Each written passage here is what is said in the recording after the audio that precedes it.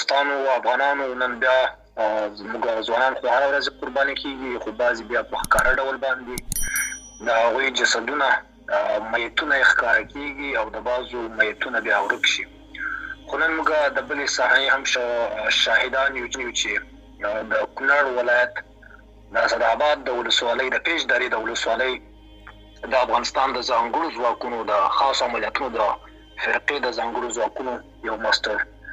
میجر سرجن میجر و چې د ځانګړو قطعاتو یو میجر و، هغه نن د وحشیانو ځناورو لخوا څخه په شهادت ورسېدی او څو ورځې کېږي چې د هغوی سره اسیر و، د کور یې ژوندی بیولی و. نن خپله سیمه کې په ډېر بې رحمانه ډول باندې په چړو باندې وهل شوی و او په شهادت رسولی و. من خپل فامیل یې پرې خبر شو، کورنۍ پرې خبره شوله. کورنۍ ته یې موږ د صبر جمیل غواړو او د ده لاره صفا لاره وه، دی پر پاکه لاره باندې ولاړلو. د ده چې کوم تمنا وه، کوم فکرونه او سوچونه یې وه، هغه د افغانستان د ازادۍ او د افغانستان د آبادۍ او د افغانستان د جوړجاړۍ په اړه باندې وه. بحثونه دلته ډېر دي، ځوانان ډېرې خبرې وکړلې او مختلف بحثونه کېږي، څوک د یو اړخ څخه، څوک د بل اړخ څخه. په یو اړخ کې دوستانو خبره وکړله، شنصیب خیل صاحب خبره وکړله، نورو ملګرو خبره وکړله چې دلیل باید وړاندې کړو، منطق باندې خبرې وشي، بهتره ده. بالکل زه هم د همدې خبرو تعقیب کوونکی یم، همدغه خبره زه هم کوم چې باید دلیل او منطق باندې د طالب سره، د دشمن سره او د هغه دشمن سره چې هغه زموږ په خاوره کې یرغل کړی دی، زموږ پر خاوره باندې اوس فی الحال یرغل کړی دی او افغانستان یې اشغال کړی دی او په منظمه او په مستقیم ډول باندې د اشغال ادرس معلوم دی چې د کومه ځای څخه د اشغال راپیدا شوی دی او راپورته شوی دی. ګورئ دوستانو، په کنځلو ردو بدو ویلو باندې څه نه کېږي، دلیل وړاندې کړي ښه به وي. او اوس ځوانان دي، لکه ساقي خیل صاحب وختي اشاره ورته وکړله چې باید جنازې راوړل شي د طالبانو د چارواکو د کورونو مخ ته یا د دفترونو مخ ته کېښودل شي. اوس که چیرې اول خو په سیمه کې ډار خپور دی، په سیمه کې څوک داسې کړنه نشي کولی، داسې حرکت نشي کولی چې په مستقیم ډول باندې د طالب ادارې ته مخامخ د هغوی دفتر ته، د هغوی ریاست ته، د هغوی وزارت ته، د هغوی د کوم چارواکي د ادرس په وړاندې د هغې په هغه کوم ځای کې چې د ده لوکیشن وي، د دغه موقعیت وي، هلته دی جلوس وکړي او هلته هم دی داسې جلوس وکړي چې هغې کې زموږ د افغانستان سرتیرې د نامعلومو او د معلومو ادرسونو لخوا څخه په شهادت رسول شوي وي، هغه دې بیا په کفن کې یا دې ټوټه راخستی وي، پرزه دې راټول کړی وي. لنډ مثال به درکړم، همدغه شهید خالد دا اوس څوک راوستلی شي، څوک یې راوړلی شي چې یا یې په کونړ کې د ولایت مخې ته کښېښول سي، یا په ننګرهار کې او یا په کابل کې. هېڅوک هم داسې کار نشي کولی، ځکه که څوک دا کار وکړي هغه ځوانان ژوند سبا په خطر کې دی، هغه ځوانان په شهادت رسول کېږي، ځکه چې په دا سیمه باندې ډار خپور دی.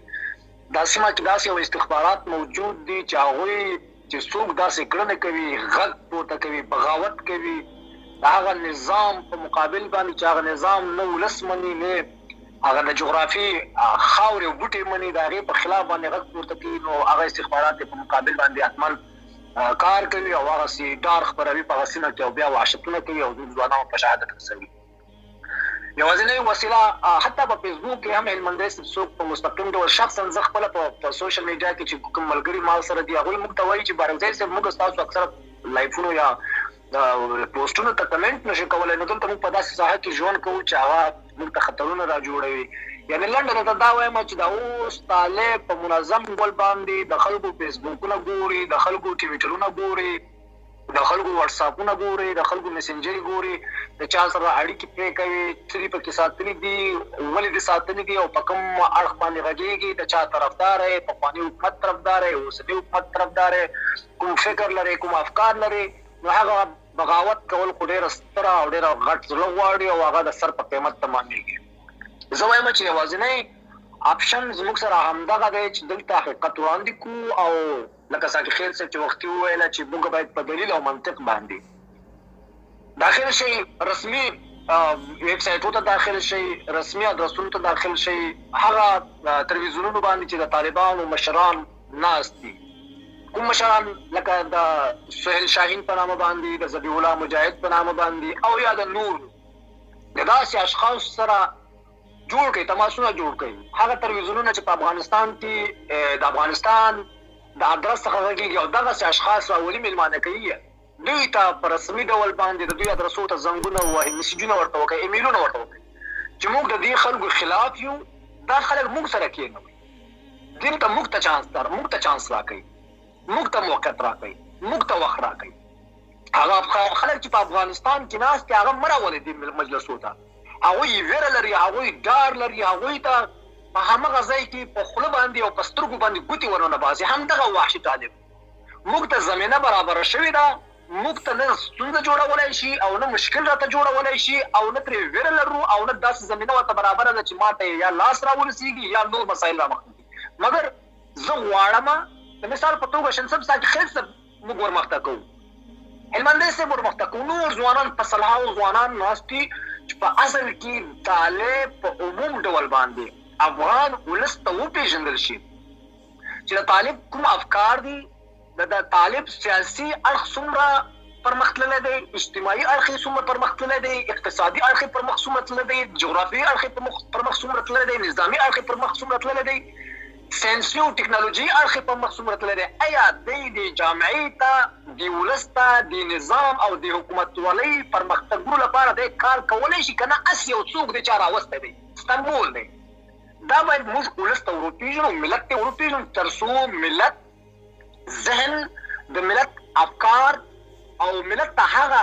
ذهن سازي وسي چې تر څو موږ په راروانو وختونو کې بیا هغه ډار له منځه یوسو، کوم ډار باندې چې موږ وختي بحث وکړو چې اوس څوک نشي کولی. ځکه چې طالب به ورسره دلیل نشي ویلی، منطق به ورسره نه شي ویلی، استدلال به هم دومره نه لري. دا به یو بهتره اپشن وي او زموږ همدغه اپشن، زموږ د دې اپشن بالکل حمایت کوو. اوس بعضې دوستان راځي چې دلته وایي چې دا جنګ د ازادۍ لپاره و. دا جنګ نه د ازادۍ لپاره او نه د ازادۍ لپاره په دې سیمه کې د پاکستان انټلیجنس ادارو زموږ پر خاوره باندې د ازادۍ لپاره نه جنګونه پر مخ باندې بیولې دي او نه تر اوسه پورې بیا او نه پر روانو شپو کې بوز. دا جنګ په افغانستان کې د بربادۍ لپاره دی شوی دی او شوي هم دي، مخکې هم شوي دي، اوس هم روان دي او را روان جنګونه چې که چیرې کېږي او وشي دا جنګونه زموږ د بربادۍ لپاره دي. ځکه د دوی هغه ادرس زموږ په لاس کې نه دی، د دې جګړې هغه د جبهې هغه اصلي اپراسون هغه رهبریت او لیډرشپ چې دی هغه زموږ اشخاص نه دي، هغه زموږ وګړي نه دي. د دې جګړې اپراسون او هغه اپ سنټر چې کوم ځای څخه لوکیشن ورکول کېږي، کوم ځای څخه چې پلان جوړېږي، کوم ځای څخه چې طرح جوړېږي، هغه د پاکستان GHQ ده، هغه د پاکستان انټلیجنس اداره ده او هغه د پاکستان کرنیلان، بریګیډیران او هغه افسران دي چې هغوی 10 کلن، 15 کلن او 20 کلن او 15 کلن طرحې او پلانونه او سټراټیژیانې زموږ په خلاف باندې جوړوي. نو په دې اساس باندې دا جګړه دلته زموږ د افغانانو په بربادۍ باندې وه، په بربادۍ کې ده او په بربادۍ کې به وي. اوس موږ ته څه پکار ده؟ موږ دا باید ونه کړو چې طالب ته خدای نخواسته زموږ ځوانان راجګ شي، طالب ته لابي و. طالب ته باید داسې یو منطق او دلیل وړاندې کړو چې طالب په خپل رنګ کې کوټ شي. د مثال په توګه طالب وایي چې زه ما ولې په نړیواله توګه باندې، په نړیواله سطح باندې ملګرو ملتونه ولې نه پېژني؟ سوال پیدا کېږي چې ملګرو ملتونه کې چې کوم عضویت، کوم هیوادونه یا د ملګرو ملتونه چې څوک دي دا آیا مسلمانان دي که کفار دي؟ یا مثال اروپایي هیوادونو سره یا د کفار امریکا هم ولې په رسمیت نه پېژني؟ نو اوس ما ته سوال پیدا کېږي چې کوم څوک په میدان کې د جګړې په ډګر کې هغه ماته وخوري، لکه طالب چې اوس دا زیاته خبره کوي چې امریکا ته ما ماته ورکړې ده. نو اوس ته څنګه پر هغه خلکو باندې د هغه خلکو څخه دا غوښتنه کوي چې ما په رسمیت وپېژنم؟ ته باید هغوی ته ووایې، هغوی باید تا ته ووایي چې زه تا په رسمیت یا پېژنم یا د زارۍ باید درته وکړي. ته خو هغه نه زارۍ کوي. دا ما ته د منلو سوال منلو خبره نه ده. دویمه خبره دلته دا ده، ځوانانو طالب د افغانستان او د افغانستان د ولس لپاره، د افغانستان د ملت لپاره هیڅکله داسې ژمنتیا نه ده ښودلې. دغه طالب چې څو کاله وړاندې په کوټه کې د پټي نظامي کمیسیون او په پېښور کې د پېښور نظامي کمیسیون چې کومې بابولالې ژغولې او د افغانستان د پولیس لپاره تر نن پورې یوه طرحه چې هغوی عملي کولو لپاره ویل چې موږ یې عملي کوو دلته په دې ولس باندې نه ده عملي شوي بغیر د ځوانانو د وژلو څخه چې څوک په پټ مخ وژل کېږي او څوک په ښکاره مخ وژل کېږي. پر اقتصاد باندې به بحث نه کوو، پر نورو اړخونو باندې بحث نه کوو چې هغه د دوی د سطحې څخه لوړه خبره ده. د دوی ځوانان چې چیرې زه ګورم نن ما په شمشاد تلویزیون باندې یو د دوی یو بل ځوانو د ننګرهار ولایت څخه ځان معرفي کولو، هغه ټول دا خبرې چې کولې دلته بارود تړل شوي ده او دلته باروت انفجار شوي او دلته قرباني شوي ده. د دوی ټول فوکس په جګړه باندې دی، د دوی ټول فوکس په باروتو او په ثانیه سوزو باندې دی. باروت موږ ته وحشت خپور کړی دی، موږ ته بربریت خپور کړی دی، موږ ته کونډې پیدا کړي دي، موږ ته اعتماد پیدا کړی دي، زموږ وطن یې ړنګ کړی دی، زموږ پلونه یې ړنګ کړي دي، زموږ سړکونه یې ړنګ کړي دي، زموږ مشران کشران او زموږ فوج یې شهید کړی دی. نو دغسې افکارو نه باید موږ تاسو ښه استفاده وکړو.